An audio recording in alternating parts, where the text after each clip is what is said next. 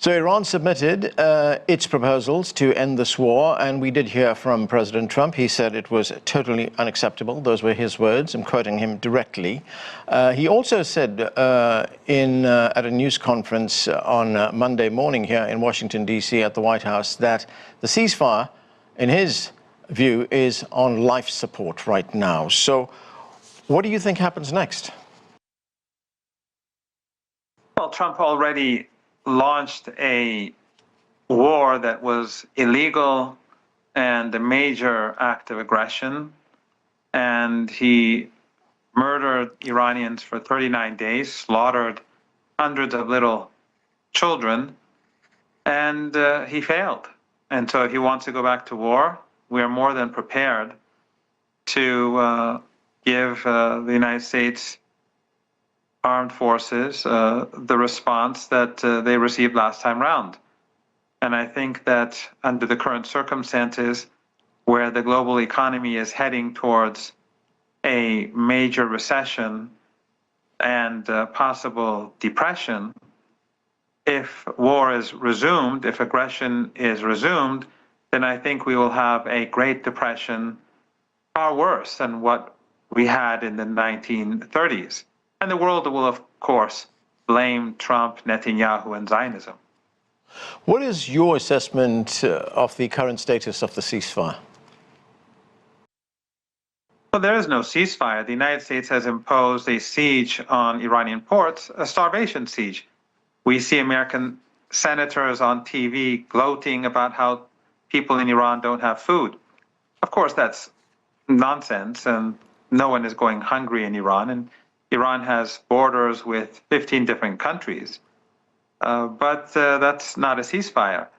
And basically what the Americans are doing by blockading the Iranian ports is that they are blockading the entire world, from oil, LNG, fertilizer, helium, and all sorts of petrochemical goods.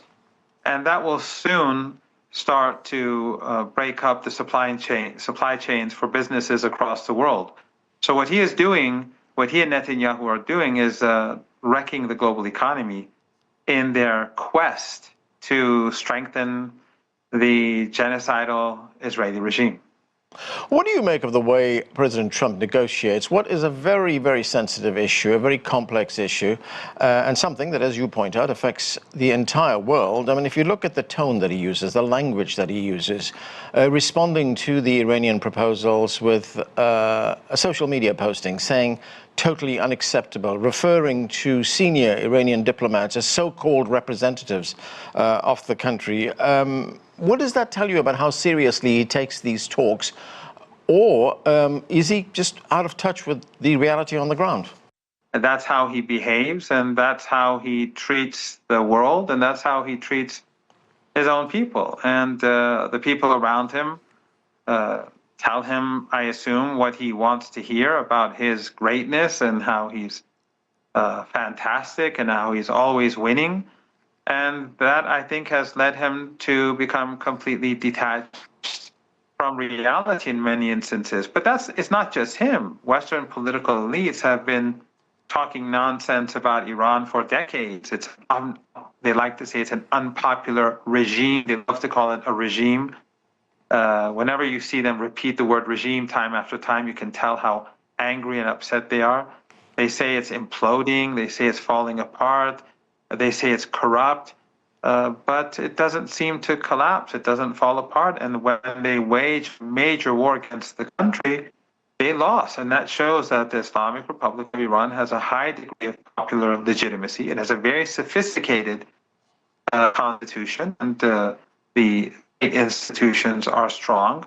And today, Iran is, comparatively speaking, stronger than before the war. Iran now controls the Strait of Hormuz. It will no longer allow the Persian Gulf to be a foothold for aggression against the country. And I think that was a catastrophic mistake by Trump and Netanyahu. Right, as you point out, Iran now controls the Strait of Hormuz. Under what conditions will Iran allow that strait to be fully reopened? The strait has never been closed. That is a myth that we hear in the West. only those countries that participated in war against Iran, countries that helped slaughter little kids and bomb hospitals, a war that was completely unprovoked. Those countries, they're the ones whose ships have great difficulty passing through the Strait of Hormuz. That means Kuwait, Bahrain, Qatar, the Emirates, and Saudi Arabia. Other countries are using the strait, Chinese ships, Russian ships, Iraqi ships. Just yesterday we saw a ship destined to Pakistan with LNG go, even though it came from Qatar, but Iran allowed it to go. So the strait is not closed, but as long as the United States imposes a siege on Iranian ports, then its allies in the Persian Gulf, its proxies in the Persian Gulf, are not going to use the strait either.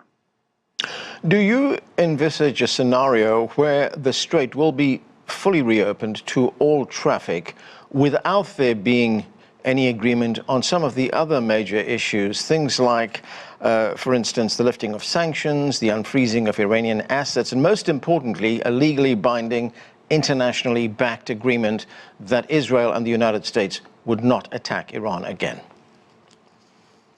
No, we will not have normalization until Iran feels completely secure. We may have a ceasefire. We already had a ceasefire where the Netanyahu regime tore apart by carpet bombing Lebanon because Lebanon was a part of the ceasefire.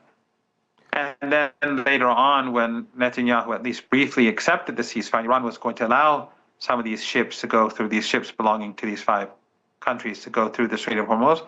Trump declared that he will preserve the siege on Iranian ports. So there could be a deal where ultimately the United States backs down and there is some extra usage of the Strait of Hormuz by these 5 countries.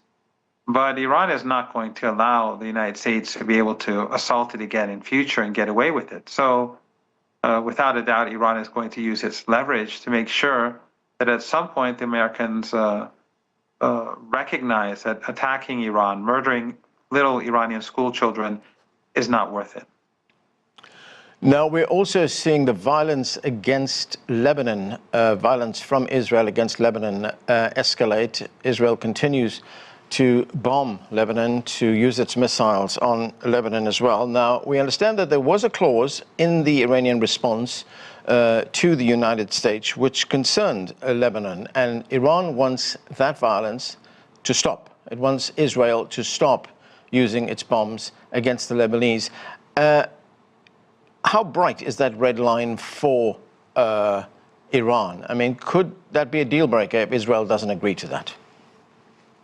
Yes, there will be no deal without the Israelis ending their genocidal assault on Lebanon. The West helped the Israelis exterminate the Palestinians in Gaza. The West supports the extermination of Amalek. We've seen that for 2.5 years. Iran is not going to allow that to continue. So either the West and the United States forces its bloodthirsty allies in Tel Aviv to back off and to yank hard on their his leash, or there will be no agreement. And what about the nuclear issue? Was that talked about in the Iranian response? Because there's been so many conflicting statements. There's been misinformation, disinformation about what this issue is and how it's going to be resolved. What is the Iranian point of view right now? The only misinformation comes from Trump, and he constantly makes things up. The Iranians have never agreed to his demands about ending the peaceful nuclear program or handing over Iran's enriched uranium to the United States. That is not going to happen. That has never been agreed upon. And Trump just says that in order for internal American public consumption. The priority for Iran is the ceasefire. Then it is the 10-point Iranian plan that Trump agreed to on the last day of the war. That's why Iran accepted the ceasefire. And after that, we can start talking about the nuclear program, but within the framework of Iranian sovereignty. Iran is not going to give up its sovereignty. The era when the Americans can go around threatening countries is, at least in the case of Iran, when it comes to Iran, that era is over, and Iran will make sure that the United States is defeated, and so is the Zionist regime. Iran is not like other countries where Trump can go around threatening them and imposing sanctions on them and creating fear. Iran will hit back, and I think they've already done that. President Trump continues to behave and talk about the United States being in control of this entire situation. He often talks about the fact that the entire Iranian military has been defeated, has been vanquished, that he, to use his words, holds all the cards on how this will be resolved. I mean, if we look at what happened last week, in what was described as an exchange of fire took place in the Strait of Ορμούζ, and President Trump, using his words again, he said, "They trifled with us today. We blew them away." Is that what happened? No, again, he's fantasizing. He failed to strike a single Iranian boat, a single Iranian military boat, and he failed to destroy any of Iran's assets. At the end of the day, what happened when he started the aggression in near the Strait of Ορμούζ? Not a single ship linked to those 5 countries got through. So obviously he failed. If Iran's government is in disarray, and if Iran's armed forces has been defeated, and if the country is in chaos, then what does that say about the U.S. armed forces, which still can't get a single ship belonging to those 5 family dictatorships through the Strait of Ορμούζ? What are the prospects for further talks mediated by Pakistan between Iran and the United States? These are, of course, indirect talks. But what are those prospects?